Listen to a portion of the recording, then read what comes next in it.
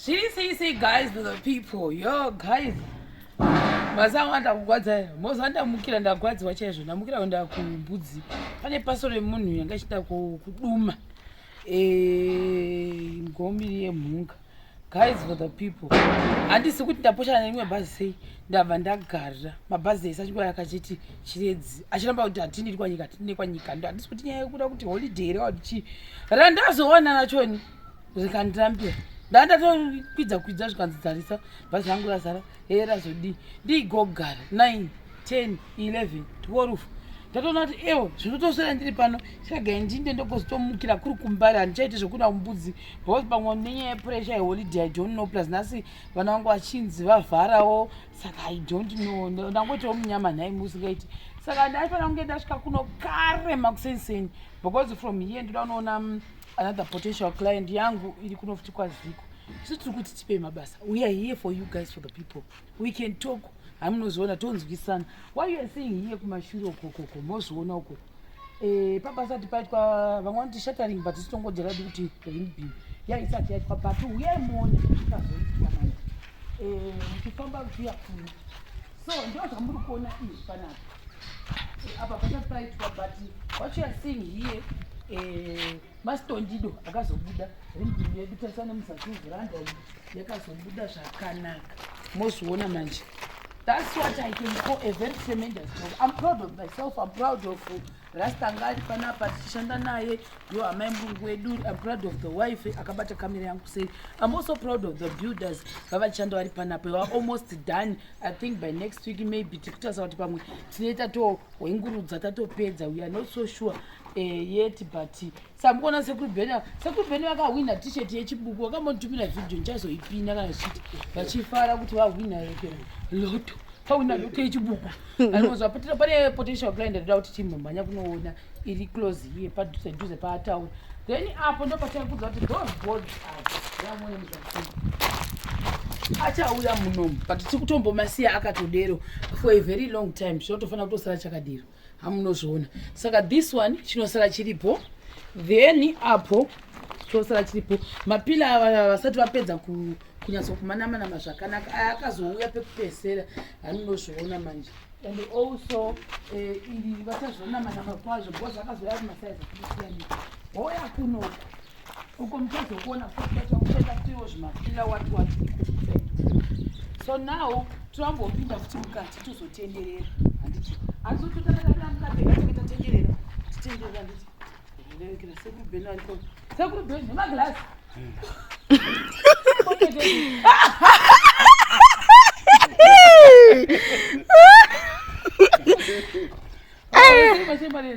uri Sekuru Benzo vari bo long time ndiwo asobve pamwe ndinso Ben kuchena kwanakaita pabasa tochena pabasa muri sei mashamareni is still right amene imi kwamuri kumatimana kunzoko shaw saka oya kusaona apa pakazopera kuti utaridza tichiendi pane vamwe vanhu vane mazidzimba vari kuti zvabva taona kuti basa renyu namuhodha rakaita sei. So isusu we prefer to use videos than pictures because video unochiona zvikuitika zvose and unochitotora tiripo zveshuwa from the scratch from the ground kubva pasina kana chunhu kusvika patapa. I think vanga vachitifollowa pano tichibayiwa nezvidhongi paiva nezvidhongi zvisingaiti pano ndakuudza chokwadi kusvika patava pachina zvidhongi so toambotendera saka pamakazowirirana kumuchaita sei izvi ndo zvamuda saka aya mazodoflasha kunoflasha saka riri kukwana zvarevo chinomira kumadziro chikukwana akabesha iye handi akatora mameasurements apo which is good. So guys, because of the design andimukuona mazipila hamunoona ukoko kulaunji kwedu ukoko mozviona kuti mazipila akadididi esa yamuri kuona akasiyana size neayaya yamuri kuona apa. This is totally different. So now pakabva paita issue yekuti two arida kuiswa apa boys pachaya two apa kuchaita two. This house is beautiful. Amunozvinzwisisa. So I'm not saying kuti dzimwe dzimba dzatinoita hadzisi beautiful but in personally I like the design yakaitwa. This one was a very unique design yakaitwa na Washington, and like I told you last time uko achifamba ari tutu hani munozviona manje zvandaimbokudza ipepe nchiti ini ndakandoda kudi kuita nharo kuti haiwani handidi kuyekera kunangira asiri kupira randaramba kuita kudai mazviona kuti iyo rechituyo idisaini rakafanana saka iro rakaitwa doko mapila acho zvokwadi vani munozoona kuti ninyema kuti mapila kuno taida anga asipo then mamwe acho akazotondoforomererwa kuti agouya saka unotozoona kuti vamwe pane mumwe akamboya ndokunga risina chimusoro zvakazodii but what I like is that ese mapila akazongouya because nefi mukatasa musoro kwakangofanana but zvimamuromo izvi ndo zvaundofu izvi ndonasa kuti ndo zvavangu vachisosiyanisa pamabhesi ava ndovanozoziva but at least mapila ese aripo mukatasa even design yakata mabhesi acho yakatosiyana nemamwe so ndo pandada kukonfirmana nasekubhira kuti zvakabuda here kana kuti hazvisi kuzobuda because ndada kuti iye akanga ati ndinouya ndoforomera panapa tichimesha apa so that apinde so we are waiting to see kuti achabuda sei mapila iwayo so this is the garage richange richasei richizobuda imba yedu guys. Yeah, that's why Pepe, but I can't come from because that when I said so that's a good and I don't got to update because we always updating each other. Sakanindo Shabuko Kuno went up said that's it. Then here we've got a septic tank in Mama bricks and then I've got my paper.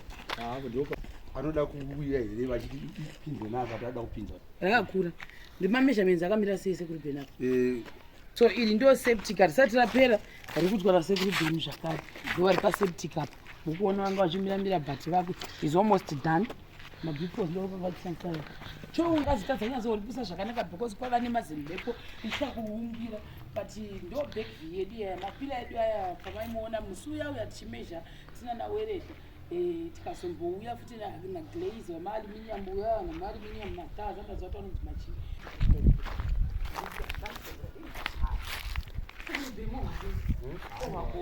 kaidowakodo then wouya nekokoko pane vanhu vazhinji vanga tichiti timboona mapictures ndo zvandachida kuti muone izvi ndo basa redu ichi vane vanoda mapicture isu prefer mavideos muchiona kuti izvi because picture ndokueditira muzoita sei handeuko touya kuno uku yagoni teterera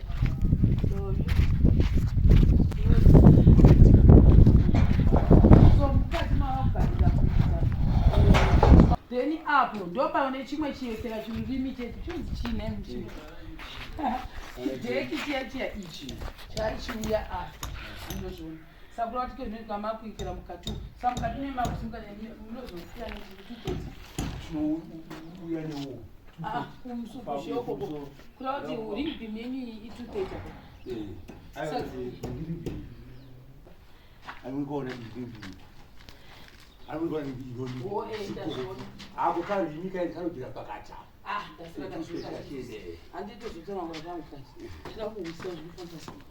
wow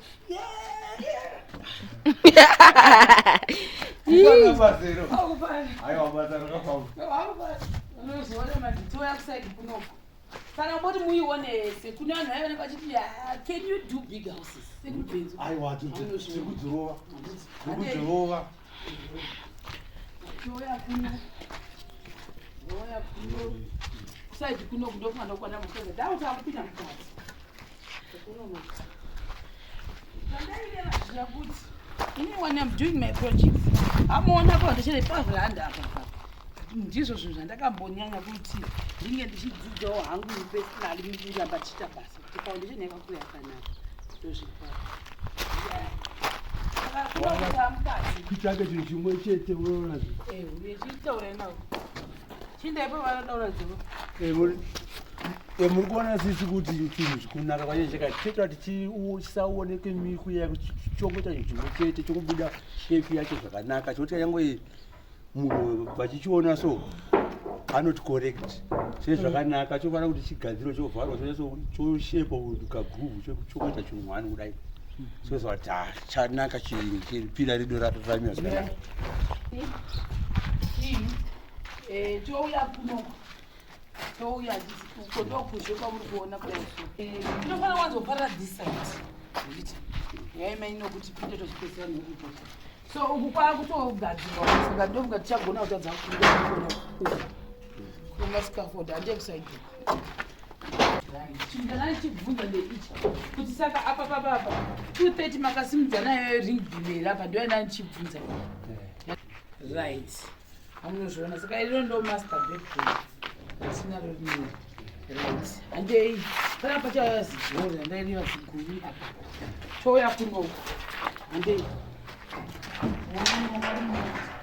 toya muno and also handikuona kuti mese mune svina kudayo so muchaona kuti munosara makachena toti katikapedza ndwasiva cleana hamunozviona saka makaita ugoko kuya I like it that kuchena kuti asi makatsvairwa nemutsvairo zuro wacho hamunozviona kana matozowanikwa mune ndoo yadzo dzemombe hamunozviona ngopindewa but munoona kuti something like this ndozvamunofanira kusara makaita katapedza basa hamunozviona so uku kwese kwavasati vapedzawo but basa riro zvakuonekwa shepi so this is the walking wekunyaka kure yakakura I'm inspired we are copying manotes mozona kope manotes tasinamboisi iwalking sandosingachinzi walking zvicho vanofamba haya vachafamba vanofamba vane varingorimo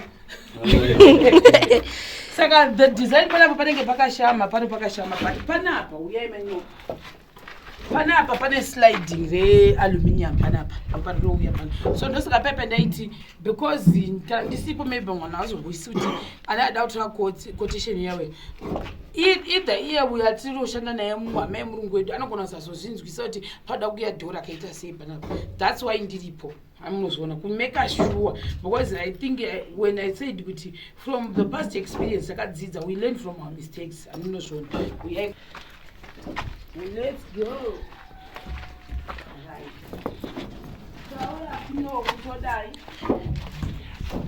So this is the center store which we are up. Also our clients, I'm very happy because it's secret. But I'm gonna copy.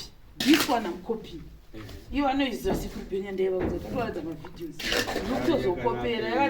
Was I always put if Ma don't secret new. Saka ndina uzvikopera zvakandinakira I like that. Wese vandosanoenda kuzvimabhodza futi achashanda ikapa. Later on uchazozviona. So toya kuno toda kuona kuti nguwo yedu yakadini. Ai, bolato zvo.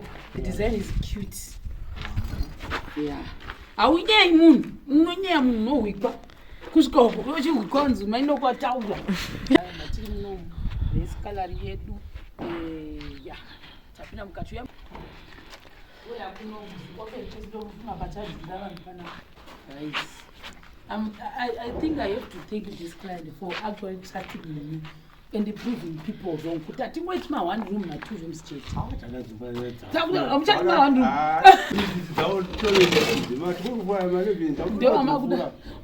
roomtaura mafuti ma20 kuti tiite zvatinoita mbiri yedu yekushema tv tiuditse uyai kuno tioni this is the passage yemudai kupinda kuno uyai kuno chiuyai muno mukati this one kuno pani munoona kuti vatotanga kuklina that's what we were saying kuti katakubva havasati vapedza but hatidi kuzoti vanhu vasiye mune svina touya kuno yai kuno muno makatovatodina but hamusati mapera zvangoti kuona kudai vasati vapedza mese mese vachangotera tera vachipesa pesa so this is the other bedroom yatiri uku ndikiti ndiko kuna nawasuka kwenyu kwamutare amutare ari kumusha kumakumoyo chibva nepopa nepabocha aiwa zvinofadza vana wasu pamberi nebasa wadafara ndichinzwa kuti muri ko kubasa vanenge vanobatawo mukombe vanobatawo mukombe chinhu chimwe chete saka tango chinhu chimwe chitazvira chinhu chimwe chete chinhu chimwe chete saka I think ndizvozvo guys for the people maybe let's see kuti tomorrow chafamba sei I should be in Vhurwi by tomorrow